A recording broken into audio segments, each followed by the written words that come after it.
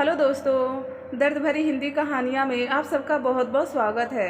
आगे बढ़ने से पहले यदि आपको यह स्टोरी पसंद आए तो प्लीज़ वीडियो को लाइक करें, शेयर करें और हमारे चैनल को सब्सक्राइब करना ना भूलें।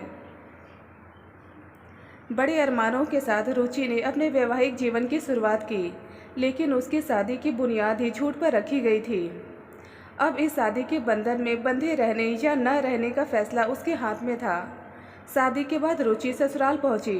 सारे कार्यक्रम खत्म होने के बाद 3-4 दिनों में सभी मेहमान एक एक करके वापस चले गए, लेकिन उसकी ननद और उसके 2 बच्चे 2 दिनों के लिए रुक गए। उसके सास ससुर ने तो बहुत पहले इस दुनिया से विदा ले ली थी, इसलिए उसकी ननद ने जितने दिन भी रही रुचि को भरपूर प्यार दिया ताकि उसको सास की कमी न खले। भाई के विवाह की सारी जिम्मेदारी वे ही संभाल रही थी।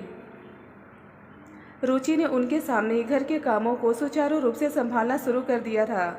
उसने अपने स्वभाव से उनका दिल जीत लिया था। ननद इस बात से संतुष्ट थी कि उनके भाई को बहुत अच्छी जीवन संगनी मिली है। अब उन्हें भाई की चिंता करने की ज़रूरत नहीं है। विदा लेते समय ननद ने रुचि को गले लगाते हुए कहा, मेरा भाई दिल का बहुत अच्छा है, तुझे कभी कोई तकलीफ़ नहीं होने देगा। तो उसका ध्यान रखना और कभी भी मुझसे कोई सलाह लेनी हो तो संकोच मत करना। मैं आती रहूँगी। मुंबई से सहारनपुर दूरी कितना है? दीदी आप परेशान मत होइए, मैं इनका ध्यान रखूंगी। रुचि ने झुककर उनके पैर छुए। उसकी ननद तो ऑटो में बैठ गई, लेकिन बच्चे खड़े रहे। रुचि ने उनसे कहा, जाओ मम्मा के साथ बैठो। नहीं, अब तो तुम आ गई हो, इसलिए ये यहीं रहेंगे। ननद आगे कुछ और कहते कहते जैसे रुक सी गई। रुचि यह सुनकर अवाक रह गई। अभी विवाह को दिन ही कितने हुए हैं, इसलिए कोई भी सवाल करना उसे ठीक नहीं लगा। उनके जाने के बाद उसके दिमाग में सवालों ने उमड़ना शुरू कर दिया था।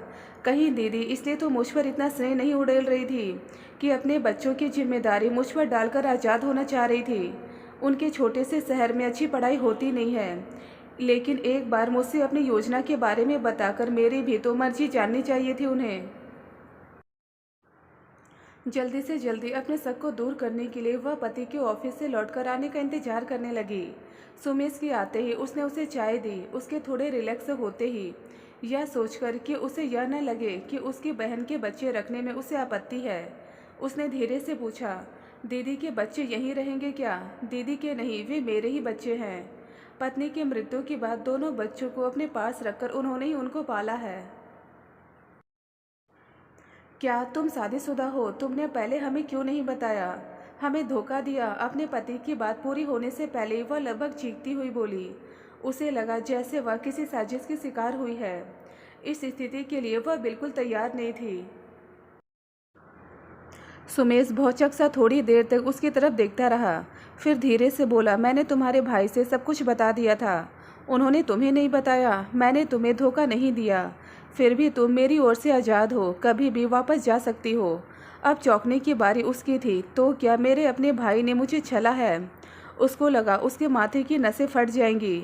उसने दोनों हाथों से जोर से सिर पकड़ लिया और रोते रोते धम से ज़मीन पर बैठ गई।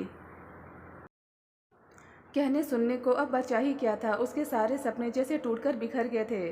शरीर से जैसे किसी ने सारी शक्ति निचोड़ ली हो। वह किसी तरह वहां से उठकर सोफे पर निढाल होकर लेट गई।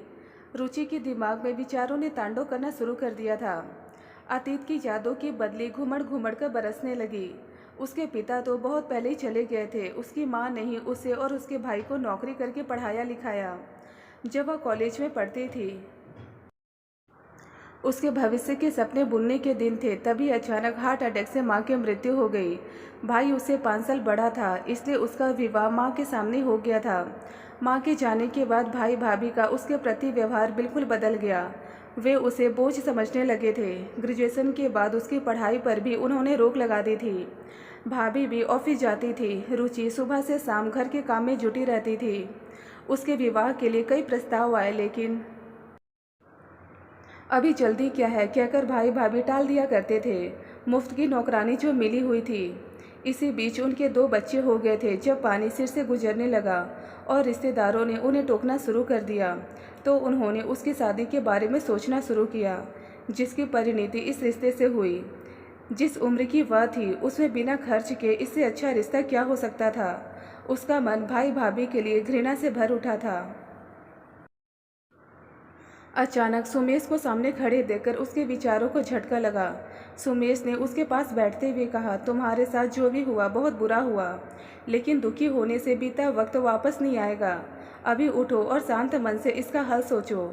जो तुम चाहोगी वही होगा। तब तक तुम मेरी मेहमान हो। तुम कहोगी तो मैं तुम्हारे भाई के पास छोड़ आऊँगा। भाई के पास जाकर क्या होगा? यदि उन्हें मेरी खुशी की परवाह होती तो ऐसा करते ही क्यों? मुझे नहीं जाना उनके पास। वह बुदबुदाई और आंखों से आंसू पोंछकर घर के काम में लग गई।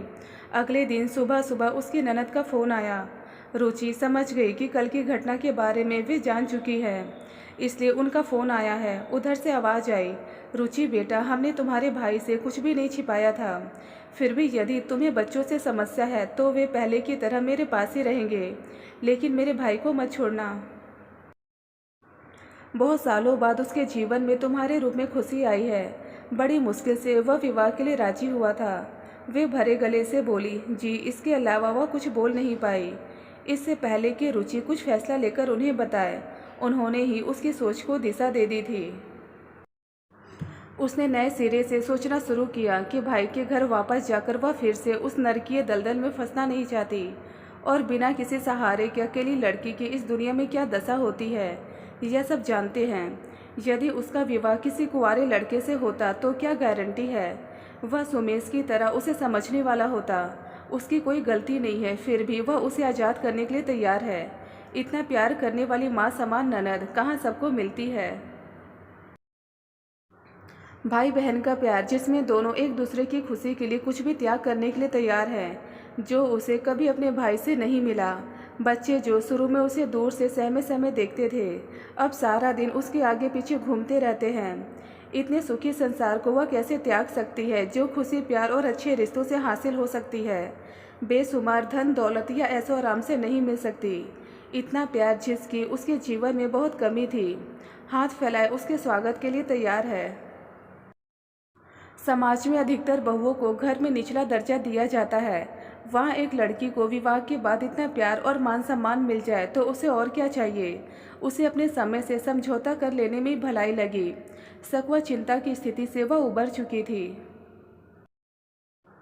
आत्मसंतुष्टि के लिए उसने दोनों बच्चों को अपने पास बुलाया और पूछा, बेटा मैं जा रही हूँ, तुम दोनों पहले की तरह अपनी बुआ के पास रहोगे ना?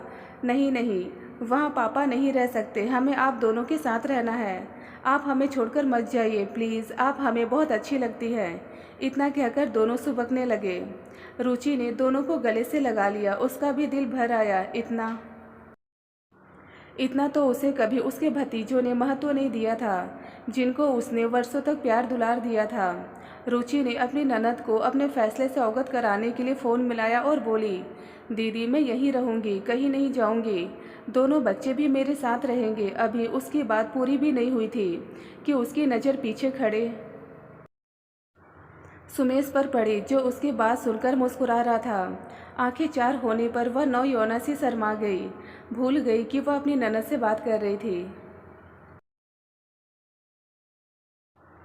दोस्तों, मैं उम्मीद करती हूँ कि आपको हमारी आज की कहानी भी पसंद आई होगी, और इसी तरह की शिक्षाप्रद और पारिवारिक कहानियाँ सुनने और देखने के लिए वीडियो को लाइक कर दीजिए और चैनल को सब्सक्राइब करके सामने के बेल आइकन को प्रेस कर ऑल पे सेट कर दें, जिससे आने वाली वीडियो की नोटिफिकेशन अब तक पहुँच सके।